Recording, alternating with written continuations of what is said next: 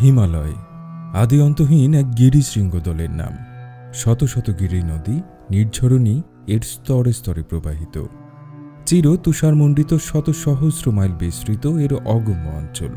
হাজার বর্গমাইল ব্যাপী এর ভীষণ গহীন অরণ্যানী। হিমালয় নামটি অপেক্ষাকৃত নতুন, বৈদিক যুগের। হিমালয় বলতে হিম বা বরফের আবাসস্থল বোঝায়। হিমালয়ের আদি বা পৌরাণিক নাম ছিল মহাহিমবন্ত। এই অঞ্চলের মানুষের কাছে হিমালয় মহান ঐশ্বরিক এক অস্তিত্বের নাম। ভারতীয় উপমহাদেশের ইতিহাসের উষাকাল থেকে হিমালয় আমাদের জাতীয় জীবনের সাথে ওতপ্রোতভাবে জড়িত। এই অঞ্চলের রাষ্ট্রনীতি, শিল্পকলা, সাহিত্য, পুরাণ এবং ধর্মকে প্রবলভাবে প্রভাবিত করেছে এই নাগাধীরাজ হিমালয়। সুদূর অতীতকাল থেকে আমাদের জাতীয় জীবনের বিকাশে হিমালয়ের যে অংশগ্রহণ তা পৃথিবীর অন্য কোথাও অন্য কোনো পাহাড় পর্বত বা গিরিশ্রেণীর ক্ষেত্রে হয়নি। ইতিহাসের চোখের আড়ালেই কত ধর্ম সংগ্রাম ঘটে গেছে হিমালয়। কত রাজ ভিখারি কেঁদে বেরিয়েছে এই নির্জন গিরি নদীর তীর বেয়ে। কত সর্বত্যাগী সন্ন্যাসী পদ্মাসনে চোখ বুজে অবশেষে পাথর হয়ে গিয়েছেন। সাম্রাজ্যের উত্থান পতন, একটির পর একটি সভ্যতার আবির্ভাব ও তিরোভাব, বীর বিক্রম নরসিংহ দলের একটির পর একটি কাহিনী হিমালয়ের পাথরে পাথরে আজও চিহ্নিত।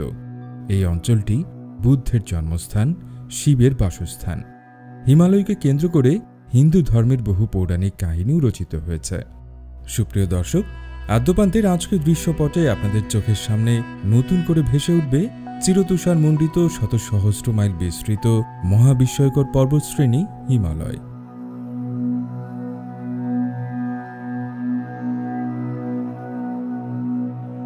এশিয়া মহাদেশের ভারতীয় উপমহাদেশ এবং তিব্বত মালভূমির মধ্যবর্তী স্থানে অবস্থিত ভঙ্গিল পর্বতমালার নাম হিমালয়। ভৌগোলিকভাবে হিমালয় পর্বত পাকিস্তানের গিলগিটে সিন্ধু নদী থেকে শুরু করে ভারত, তিব্বত, নেপাল, পূর্ব ভারত ও ভুটান হয়ে দক্ষিণ পূর্ব তিব্বতে ব্রহ্মপুত্র নদের দক্ষিণাঞ্চলীয় ভাগ পর্যন্ত বিপুল স্থলভাগ জুড়ে ছড়িয়ে রয়েছে। বাংলাদেশ হিমালয়ের পাদদেশে অবস্থিত, যে কারণে বাংলাদেশের উত্তরাঞ্চল থেকে হিমালয়ের কিছু অংশ মাঝে মাঝে দৃশ্যমান হয়ে ওঠে। হিমালয় দৈর্ঘ্যে আসলে কত বড়? ঢাকা থেকে কাশ্মীরের দূরত্ব প্রায় ২৫০০ কিলোমিটার। এবার হিমালয়ের দৈর্ঘ্য আন্দাজ করুন। ঠিক ধরেছেন, হিমালয়ের দৈর্ঘ্য প্রায় ২৫০০ কিলোমিটার, অর্থাৎ ২৪০০ কিলোমিটার। বাংলাদেশের মাথার উপর থেকে কাশ্মীর, পাকিস্তান এবং আফগানিস্তান সীমান্ত পর্যন্ত বিস্তৃত এই গিরিশৃঙ্খল। হিমালয়ের সর্বমোট আয়তন ১০,৮৯,১৩৩ বর্গ কিলোমিটার, অর্থাৎ বাংলাদেশের মতো ৭টি দেশ হিমালয়ের মধ্যে অনায়াসে ডুবে যাবে। এত বিশাল হিমালয় দৈর্ঘ্যের দিক দিয়ে কিন্তু সবচেয়ে বড় নয়। আন্দিজ পর্বতমালা পৃথিবীর দীর্ঘতম পর্বতমালা, তবে সমভূমি থেকে সারিবদ্ধ অনুচ্চ পাহাড়ের ভিত ধরে উঁচু থেকে আরও উঁচুতে উঠে গেছে হিমালয়ের অভ্রভেদী অসংখ্য চূড়াশৃঙ্গ, যেখানে আছে অন্তত ১১০টিরও বেশি চূড়া, যাদের উচ্চতা সমুদ্রপৃষ্ঠ থেকে ৭৩০০ মিটার বা তার থেকেও বেশি। হিমালয়ের মতো এত উঁচু উঁচু পর্বতশৃঙ্গ দুনিয়ার আর কোথাও নেই। নিশ্চয় জানেন হিমালয়ের সর্বোচ্চ শৃঙ্গের নাম এভারেস্ট, যার উচ্চতা ৮৮৮৪ মিটার। উচ্চতার বিচারে এই শৃঙ্গটি পৃথিবীর সকল পর্বতশৃঙ্গের মধ্যে সবচেয়ে উঁচু। মাউন্ট এভারেস্ট সহ বিশ্বের সর্বোচ্চ ১০টি শৃঙ্গের মধ্যে ৯টিরই অবস্থান হিমালয়ে। এদের মধ্যে আছে কেটু, কাঞ্চনজঙ্ঘা, নাঙ্গা, ধবলগিরি, অন্নপূর্ণার মতো সুউচ্চ সব পর্বতশৃঙ্গ। এই পর্বতমালা থেকেই প্রবাহিত হয়েছে সিন্ধু, শতদ্রু, গঙ্গা, কালী, তিস্তা ও ব্রহ্মপুত্রের মতো খরস্রোতা সব নদী। স্থান বিবেচনায় হিমালয়কে সাধারণত ৪টি ভাগে ভাগ করা হয়। সিন্ধু ও শতদ্রু নদীর মধ্যবর্তী হিমালয়ের অংশটুকু পাঞ্জাব ও কাশ্মীর হিমালয় নামে পরিচিত। শতদ্রু ও কালী নদীর মধ্যবর্তী পরবর্তী অংশটুকু কুমায়ুন হিমালয় এবং কালী ও তিস্তা নদীর মধ্যবর্তী তৃতীয় অংশটি নেপাল হিমালয় নামে পরিচিত। তিস্তা ও ব্রহ্মপুত্র মধ্যবর্তী চতুর্থ অংশটির নাম আসাম হিমালয়। হিমালয় সর্বত্রই একই চরিত্র দেখা যায় না। এই পর্বতমালার কোনো অংশে রয়েছে প্রবল বৃষ্টিপাতের অঞ্চল, আবার তেমনি রয়েছে তীব্র তুষারপাত অঞ্চল। আবার সিন্ধু ও কুনার উপত্যকায় মরুভূমির দেখাও পাওয়া যায়। রুক্ষ পাথুরে এলাকা যেমন রয়েছে, তেমনি অরণ্যে ঘেরা গহীন অঞ্চলও রয়েছে। প্রাকৃতিক বৈচিত্র্যের বিচারে হিমালয় এক কথায় অসাধারণ। বিশেষত দক্ষিণের পর্বত পাদদেশীয় তরাই সমভূমি ঘন জঙ্গল আর জলাভূমিতে আবৃত। সেখানে অসংখ্য বন্য প্রাণীর বাস। এশিয়ান কালো ভাল্লুক, দুর্লভ চিতাবাঘ, লেঙ্গুর, হাতি, ভারতীয় গন্ডার, হিমালয়ের বিখ্যাত গড়ালের মতো বিস্ময়কর সব প্রাণী এই অঞ্চলে দেখা যায়। হিমালয় শুধু পর্বত হিসেবে দাঁড়িয়ে নেই, এই অঞ্চলের জলবায়ু নিয়ন্ত্রণেও তার ভূমিকা অপরিসীম। এই হিমালয়ের প্রসারিত শাখা প্রশাখা একদিকে মধ্য এশিয়া ও তিব্বতের হিমবায়ুর ঝাপটা যেমন ঠেকিয়ে দিচ্ছে, আবার অন্যদিকে দক্ষিণ পশ্চিম সাগরের মৌসুমী বায়ুর পথ উত্তর দিকে অবরোধ করে সমগ্র ভারতীয় উপমহাদেশকে শস্য শ্যামলতায় প্রাণময় করে রেখেছে। হিমালয়ের অনেক কিছুই তো জানা গেল, কিন্তু কিভাবে সৃষ্টি হলো এই হিমালয়? আসুন জেনে নেই সেই নাগাধিরাজের জন্ম ইতিহাস। অন্যান্য বড় পর্বতের তুলনায় হিমালয় তুলনামূলকভাবে তরুণ। আসলে ভূতাত্ত্বিক সময় বিবেচনা করলে হিমালয়ের বয়স খুবই কম। পৃথিবীর সবচেয়ে পুরাতন পর্বতমালার নাম মাখনজয় পর্বতমালা। ভূবিজ্ঞানীদের মতে ৩৬০ থেকে ৩২০ কোটি বছর আগে এই পর্বতমালার উদ্ভব হয়েছিল। অন্যদিকে হিমালয়ের জন্ম মাত্র ২ থেকে ৫ কোটি বছর পূর্বে। বিংশ শতাব্দীর প্রথম থেকেই বিজ্ঞানীরা বুঝতে শুরু করেছিলেন যে পৃথিবীর বাইরের স্তরটি ডিমের খোসার মতো মসৃণ নয়। উত্তপ্ত ম্যাগমা দিয়ে তৈরি পৃথিবীর অন্তঃস্থলের উপরে ভূত্বকের যে স্তর আমরা দেখতে পাই তা আসলে কতগুলো প্রকাণ্ড টেকটনিক প্লেটে বিভক্ত। এরা সবসময়ই একে অপরের থেকে সরে যাচ্ছে খুব ধীরে ধীরে। সরতে সরতে তারা কখনো একে অপরের কাছাকাছি আসছে, আবার প্রবল সংঘর্ষে দূরে সরে যাচ্ছে। পৃথিবীর 4.5 বিলিয়ন বছরের ইতিহাসে এই এক হওয়া এবং ভেঙে পড়ার প্রক্রিয়া বারংবার ঘটেছে। অর্থাৎ আজ আমরা যে মহাদেশগুলো দেখছি তার কোনোটাই চিরকাল এমন ছিল না। বিজ্ঞানীদের ধারণা অনুযায়ী প্রায় 57 কোটি বছর আগে কিছু ক্ষুদ্র মহাদেশ যুক্ত হয়ে গোন্ডোয়ানা মহাদেশ তৈরির প্রক্রিয়া শুরু হয়েছিল। ক্রমে ক্রমে এই মহাদেশ দুটি বড় খণ্ডে পরিণত হয়। এই ভাগ দুটিকে চিহ্নিত করা হয় পূর্ব গোন্ডোয়ানা এবং পশ্চিম গোন্ডোয়ানা নামে।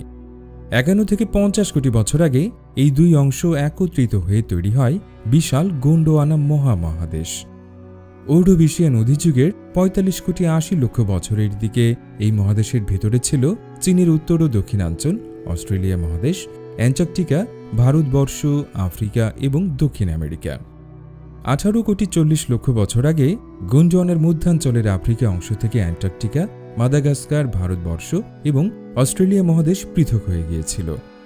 মেসোজোয়িক যুগের অন্তর্গত ট্রায়াসিক অধিযুগের শুরুতে, অর্থাৎ আজ থেকে প্রায় 25 কোটি বছর আগে এই বৃহৎ মহান মহাদেশটি অখণ্ডই ছিল। কিন্তু ভেতরে ভেতরে বিচ্ছিন্ন হওয়ার প্রক্রিয়া ঠিকই চলমান ছিল। মূলত 20 কোটি বছর আগে মহাদেশটি স্পষ্টভাবে পৃথক ভূখণ্ড হিসেবে আত্মপ্রকাশ করে।